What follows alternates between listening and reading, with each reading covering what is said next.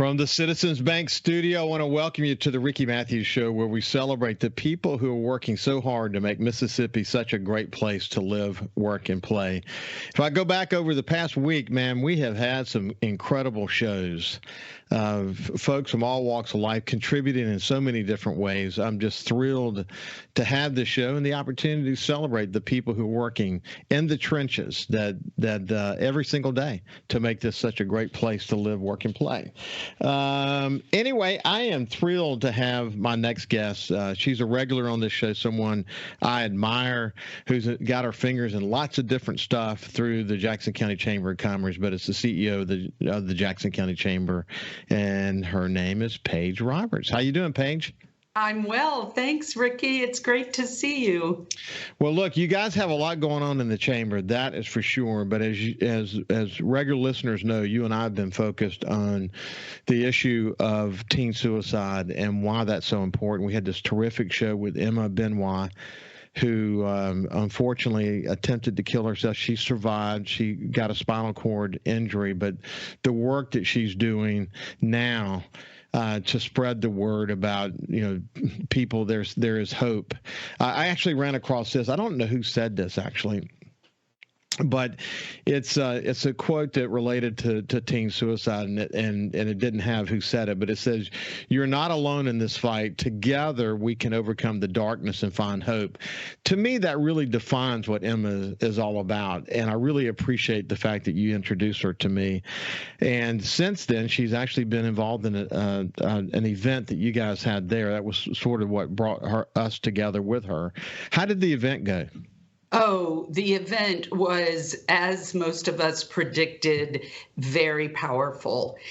This was the first opportunity I had to be with her when there were students in the audience. My other time, besides you, Emma, and I together, was with adults.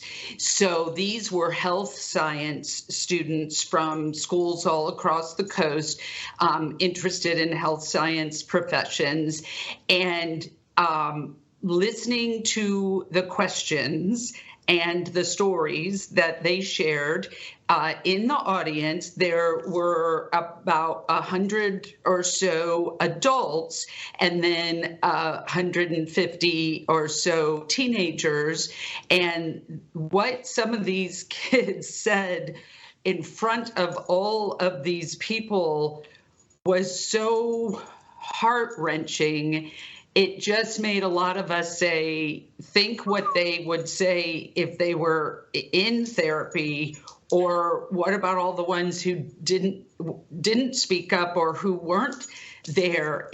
That is when a lot of us actually started crying, was listening to the young people very vulnerably and very courageously say stuff to Emma, say things. One young lady said her grandfather had killed himself last month.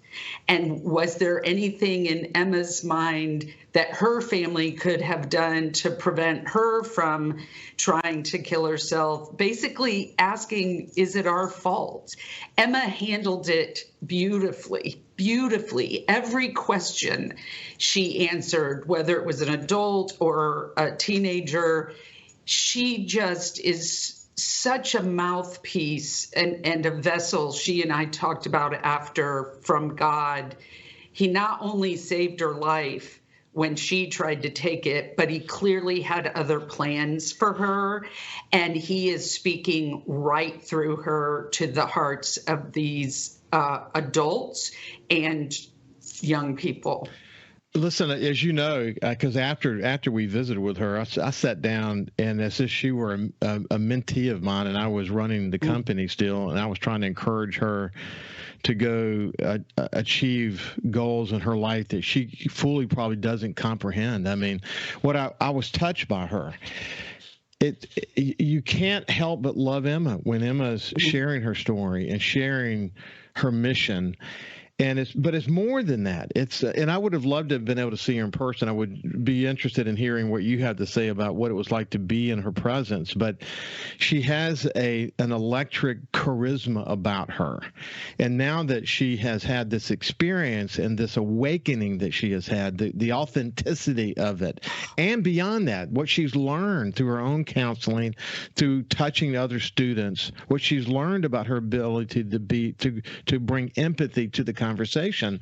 And I'm not surprised, to be honest with you, that young people, as vulnerable as that moment was all the adults and other students there, that she created almost like a one-on-one with each one of those students, where they were almost, it's like they were not even aware that other people were in the room when they were talking about their personal experience directly to Emma.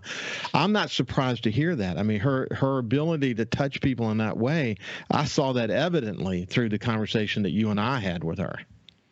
Oh, everything you say is right on. And when you are in her presence, it's like, first of all, it is how genuine she is. Like you've said, authentic, genuine. But there is such a beauty and peace and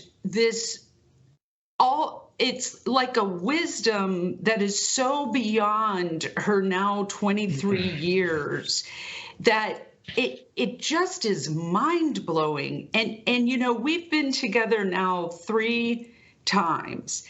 And when I went to say goodbye, she said, "I love you." I said, "I love you too, Emma." And I cannot say enough about her and all the people around. Senator England, you know Jeremy England, he was there. He came to the room afterwards where we had a small meeting with the school superintendents and some other community leaders. And I saw Jeremy yesterday at a ribbon cutting, and he said all he talked about at lunch after was Emma. And everyone in the room was touched, and we were all so touched by the connection she makes with the kids. And we talked about Hope Squad, which we have talked about, you and I, Ricky, that Emma made us aware of. This research-based, results-oriented group called Hope Squad that you can easily find on their website. They are sending their representative on November 7th to our education committee meeting, and they are going to talk about what it looks like. And then we're going to call a community meeting to see what the schools need, what the schools want. How does it involve getting Emma back in front of more young people, and getting Hope Squad, which instills resiliency skills within each of them, each young person and their families. How do we make this a reality, and who's in? And I've never been so excited about a communal effort that seems to hit the mark. You know, we invited 350 community stakeholders, and a third of them came. Wow. That's big. And that third that came left there, I'm sure, blown away. You can't unsee it. You can't unsee her story. You can't. Well, you can't unfeel it. You can't unfeel it. You can't unfeel it. Yes, for sure. For sure, that's it. That's what I experienced, and I know that's what you have continuously experienced as it relates to her. That's why, again, unsolicited for on my part, but I had to, if I were talking to an employee, a young employee, with her gift, I would be saying, boy, you haven't set your goals high enough. Your ability to achieve great things in your life. Listen, you came from broadcast media. You know this. There's a charisma that emanates from her that she could leverage to do things beyond her wildest imagination in terms of just her skill set and being successful doing it. But when you add to that her disability and how she got it and her ability to convey hope and her aspirations be on a stage that she can't even, I don't even know she really understands how significant it could be. Well, she's looking into psychology classes, what a particular university has to offer that she might be able to do online while she continues her speaking engagements for starting next fall. So I know she's very interested in becoming a mental health professional at some level. And I know, like you said, that the plans that God has in mind for her, that her heart is and spirit are open to, are really going to benefit so many people. Yeah, that's the thing is I'm trying to figure out what I would be trying to figure out is how to put this on a biggest stage as possible, so I can inspire as many people as possible and create a movement around this whole notion of hope and empathy and understanding, which is her message. When we come back on the other side, we'll continue our conversation with Paige Roberts. Welcome back to the Ricky Matthews Show with my friend Paige Roberts from the Citizens Bank studio. We were talking about this incredible effort that's underway.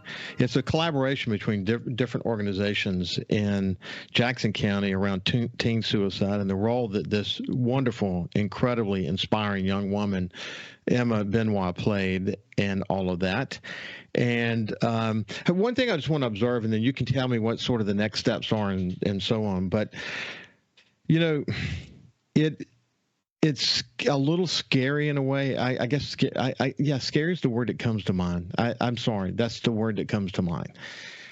That when you're in that many young people and that many adults at this event where Emma spoke, to watch what you already know is the case from the studies. The studies show this. How many young people have considered, at least thought about it, or considered, in some cases even attempted suicide.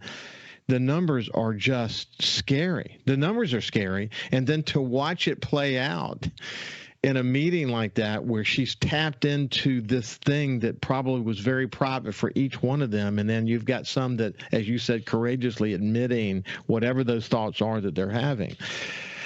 It creates for you guys, and everyone should hear this in Mississippi and the United States, that there is a compelling case for action, and we cannot ignore this. We need everybody. It's an all hands hit deck moment. Now, we can pretend these thoughts don't exist, but they are there. And that's the thing that came out of that meeting, isn't it? Oh, absolutely. We had government representatives, we had nonprofits, educators, business leaders, and faith-based. We had 2 police chiefs there, and I was so proud of them, and I'm so proud of our 4 school superintendents. As you know, there was an 8th grader who killed herself September 1st who attended Ocean Springs Middle School, and that new superintendent, Mike Lindsay, brought at least a dozen of his employees from across the district with him, all 4 Moss Point, Jackson County, Pascagoula, Gojay, and Ocean Springs school superintendents will be there on the 7th. They are all in on being concerned and knowing they can play a role. The devil's always in the details. So that's what we're doing right now, exploring. But once we have this meeting with Hope Squad on November 7th, I think we're going to know a lot more and be able to call another community meeting to say, how are we going to address this? Who's in what way? And let's get something done. So what are some of the lasting themes that came out of Emma's visit? Well, we didn't even know if any teenagers would feel like they would raise their hand, but they did. And one of them asked her, if you had gotten the advice that you're giving us before you shot yourself, would it have stopped you? And she said, not the advice alone. And she started to talk about the importance of therapy and how really everyone should be in therapy, which I believe, and that it's good to be in therapy and it's helpful, but having real conversations, not just blowing off, oh, you'll feel better tomorrow. There are kids in Israel who are being tortured. Yeah, we do feel for them, but that's not how you handle someone's feelings, that you validate, you hear, you see. So I thought that was excellent from her. And then another student asked about anxiety. Well, you know all of this about battling anxiety. Does that mean you don't have any anymore? And she said, I am a bundle of nerves right now being on stage with you. I have anticipation anxiety, and I deal with that a little bit. And that means that you're constantly trying to identify the uncovered manhole before you get there. And even if there isn't one, you're trying to survey your environment at all times so you don't get blindsided. And as she said, it's exhausting. And it was powerful. And I'm so looking forward to when we bring her back in the individual schools and to see what we're able to do with her and with Hope Squad. And there is no panacea. There is no silver bullet, no pun intended. There's just not. But there is grabbing onto something and trying it and working together. And that's what I feel we are doing in Jackson County. If you could only make kids who may have these thoughts, maybe they're not suicidal at all, but they understand what it feels like not to have hope, and maybe they feel some depression, or maybe they feel just anxiety from the pressures of the day and whatever. If you can, even within them who may not have suicidal thoughts, have them be more empathetic toward other students who may have those thoughts, and open up conversations so that they can talk to each other, so that if someone's having issues, they can seek help.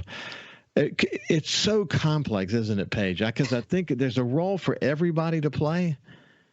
And in some cases, I mean, you look at some of the children that killed themselves in Jackson County and their stories.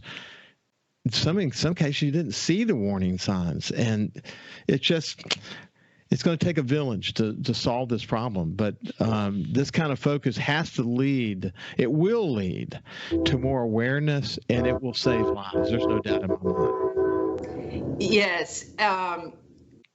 Awareness is a lot of it, and realizing what we might inadvertently be doing that is contributing to this.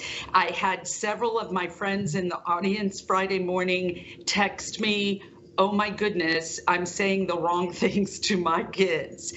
It's just so helpful to hear from Emma what she was thinking, how, for example, she would hide herself away in her bedroom because she felt like such a disappointment to her parents that to be with them would remind her of the great disappointment she was. Well, her dad just thought she was being a hormonal, unpleasant teenager. Well, now he understands more.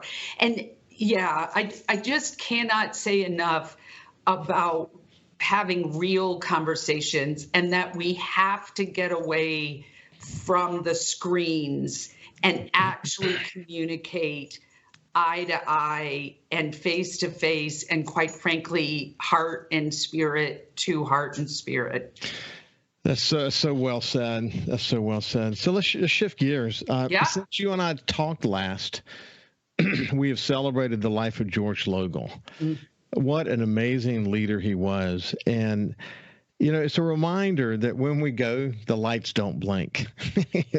Life goes on. And in George's case, he leaves an amazing legacy. And of course, I had, Jerry St. Pei contributed to the tribute that we did for him, as did other leaders up and down the coast. But one of the things that George said, and I shared it during the meeting, but it's a reminder that the work that we're doing isn't about us.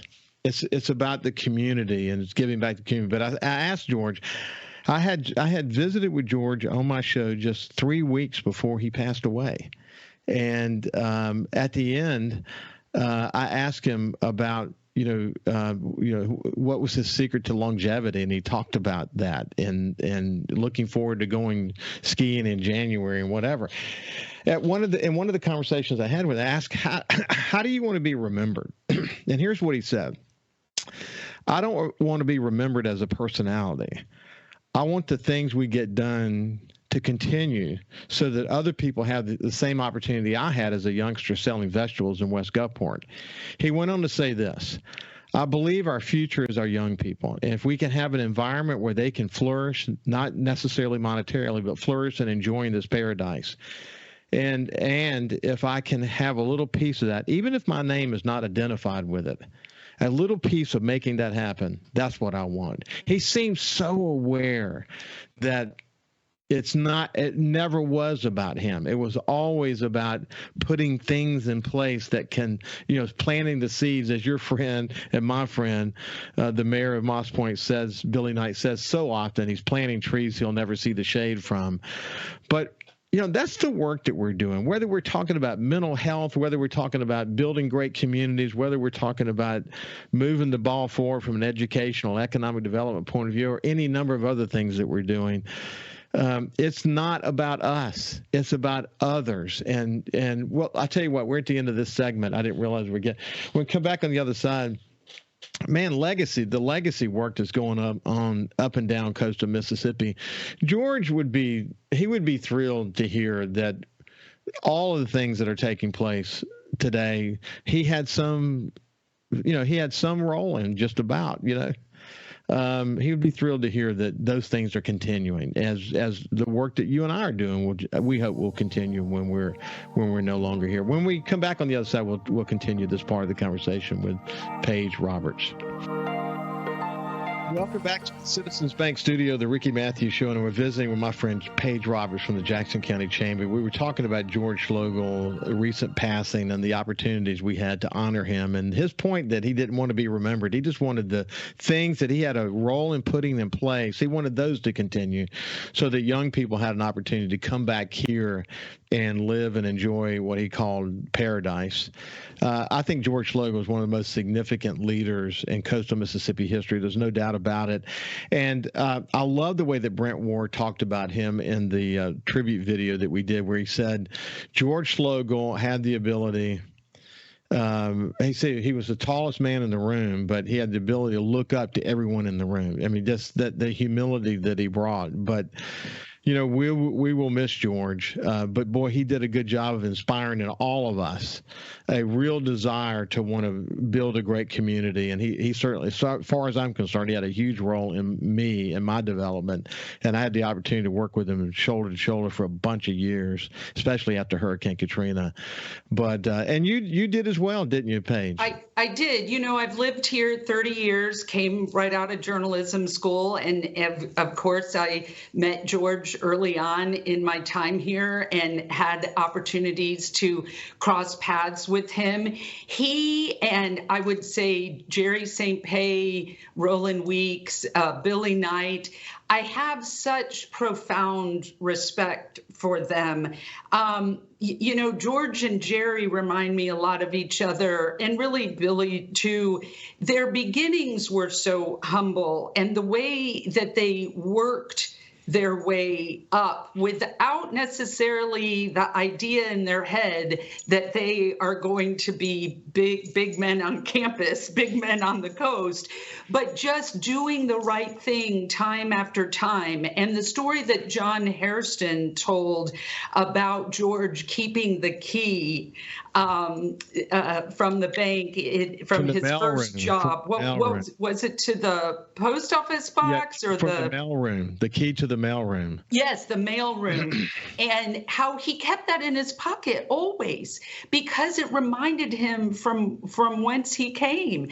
And Jerry's the same way, growing up in the Ninth Ward of New Orleans, but then becoming a photographer reporter for the Mississippi Press. And he still talks about lessons he learned doing that. And then as he climbed his way to presidency of Ingalls, and Billy starting out and with the extra challenges of being a young Black man in the times that he would have been, being 84 now, in the 60s he would have been in his 20s, I guess. So I'm just so very fond of them, and I very much hope and pray and take some of this responsibility on myself in this role at the Chamber of developing future Georges, Billy's, Roland's, Jerry's, because we need them. We need genuine servant leaders who are smart. Hey, so the first series of shows I did, as you well know, were, I called them the stalwart leaders of coastal Mississippi. So I had all of these leaders on, and so we had the George. So George passes away, and we had the tribute show to him, and then someone sends me a note and says, you need to do a tribute show to Boyce Holloman. And I said, well, I actually had Dean and Tim Holloman on, and we talked about their father, and I posted it again. And then, the amount of engagement around that starts to skyrocket again, because people are engaged in that. And then someone sends me a note and says, I need to talk to Jerry St. Pé. And so I said, well, I did, and I posted that because it's interesting. The people who are engaged in the show today aren't the same people who were engaged in the show over 3 years ago. And a lot of new people have come to the show, and the numbers are good and all that. But the opportunity, I've said this then, and I feel even more seriously about it now, and more fortunate about this point now, that I'm capturing this digital history book. Because in my two conversations with George, I mean, when I visited with his family, they all, to a person, they said, thank you so much for capturing those words from George. It was just, I was fortunate that we had these deep conversations about what it takes to build a great community, and got to get all their thoughts about that. And here's Jerry, this living legend, and the same thing, the whole, about the book that he wrote about his life, and like you said, coming out of New Orleans and, becoming a photographer, and then, ends up becoming the CEO of Ingalls. What an incredible story. And still today, inspiring all of us with, raise the bar, fight complacency, all the things that he says. It's incredible. I mean, but there are so many like him. We're really fortunate that we have leaders that never give up. I mean, they are just contributing in so many positive ways. And I think one of the things I know with Jerry especially is he's so intentional about reaching out. He saw a quote years ago that Sun Herald ran of mine about pathways to possibilities that we were doing for the 8th graders. And he sent me a text about the quote and what he thought of it. And just a few days ago, he sends me a text that his grandson in Dallas has been accepted to my Mizzou.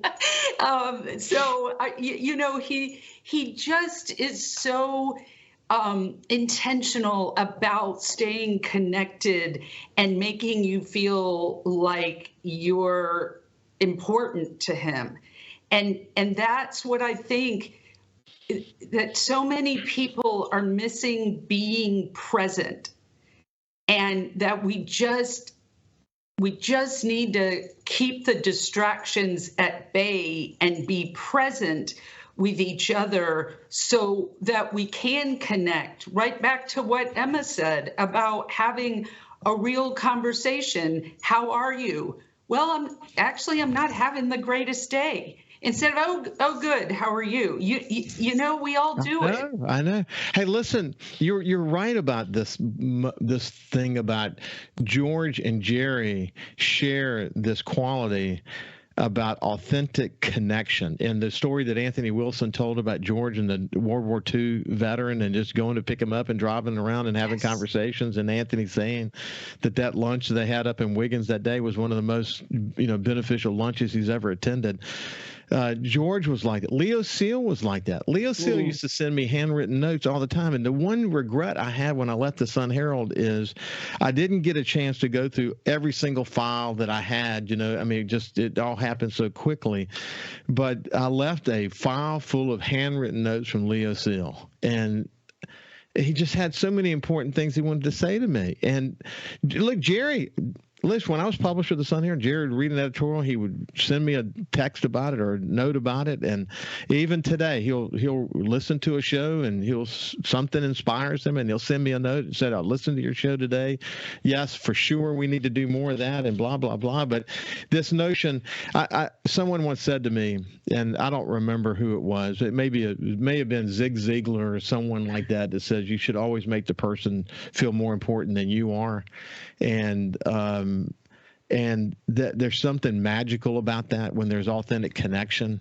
I just can't tell you. And again, stalwart leaders like that, taking the time because they understand.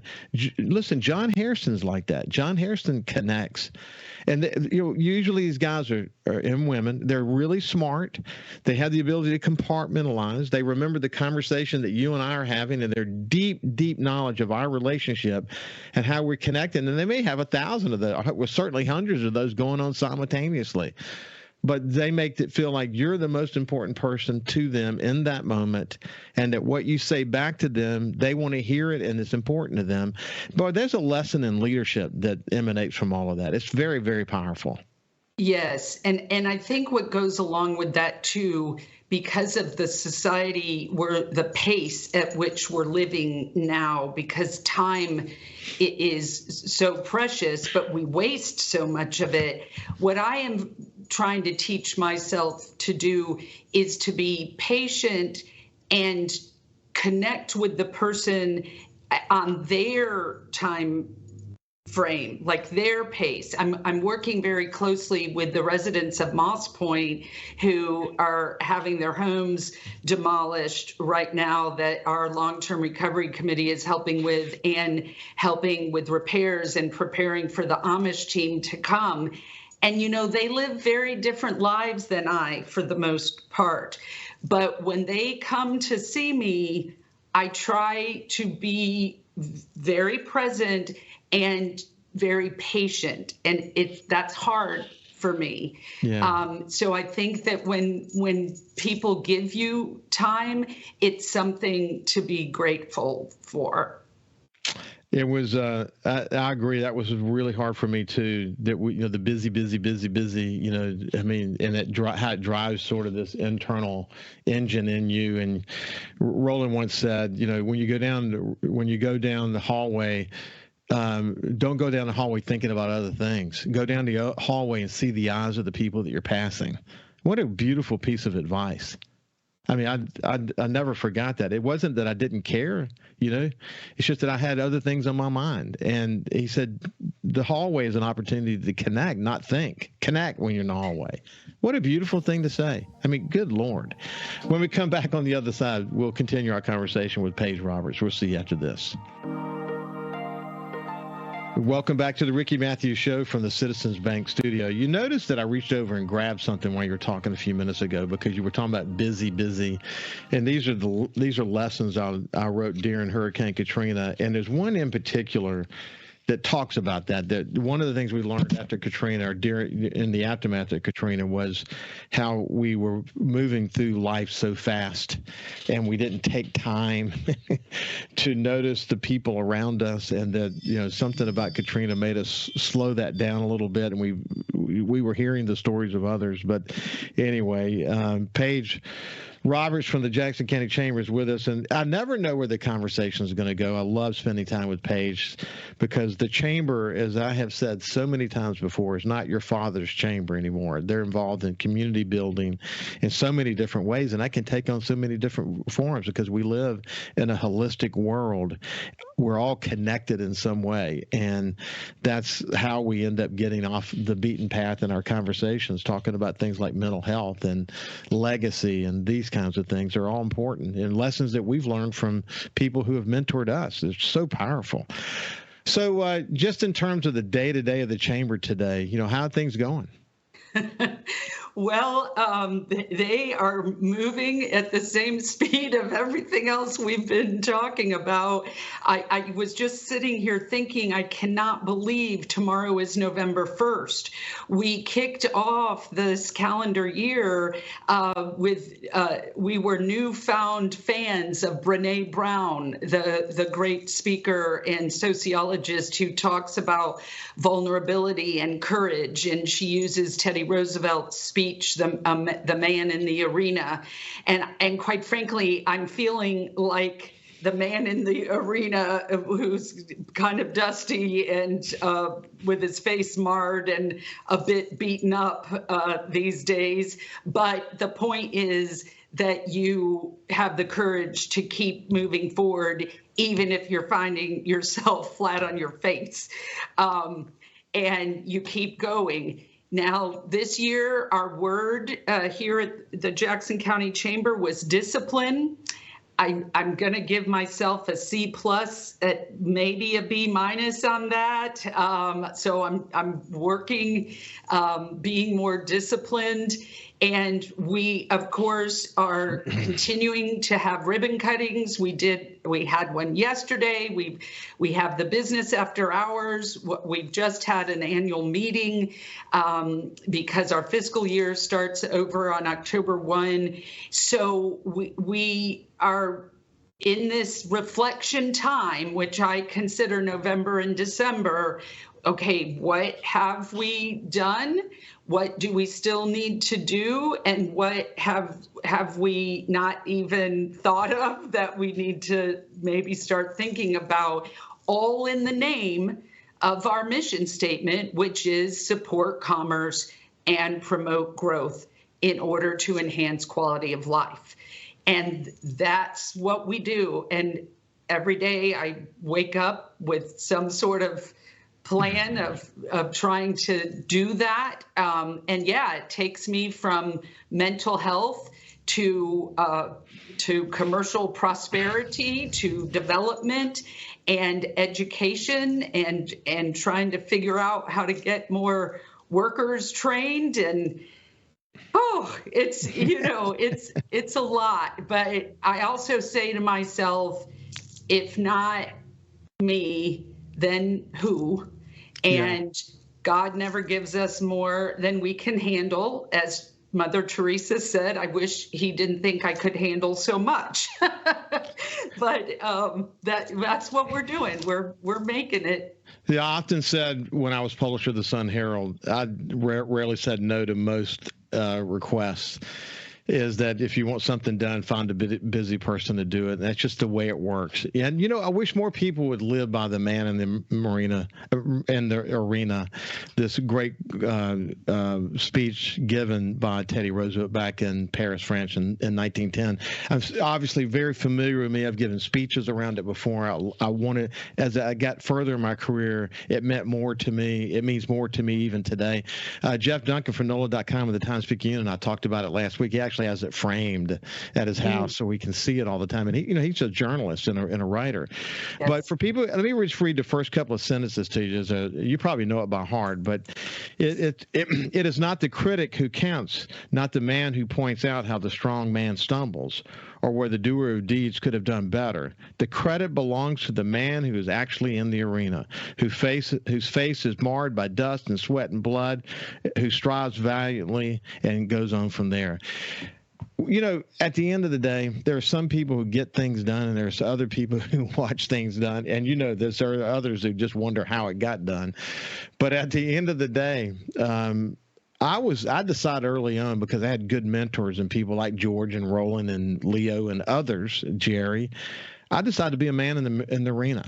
And if I'm gonna make mistakes. I'm gonna always do it right. But boy, I'm gonna be in there setting a steady pace. And I'm gonna welcome anybody who wants to join me. But I hate critics of people who are volunteers in the community. I hate them. I hate to use the word hate. I shouldn't say it that way, but you know what I'm saying. Oh, I'm not fond of them. That's that's right. Oh my goodness! But as long as you've got a great board and you continue to lead the way that you're leading, the Jackson County Chamber is going to continue to make its mark, and we'll have more men and women in the arena. Not standing on the outside looking in, but on the inside making their mark and leaving a legacy like George said we should all be focused on leaving. God bless you, my friend. It's been a pleasure to catch up with you. Yes, you too.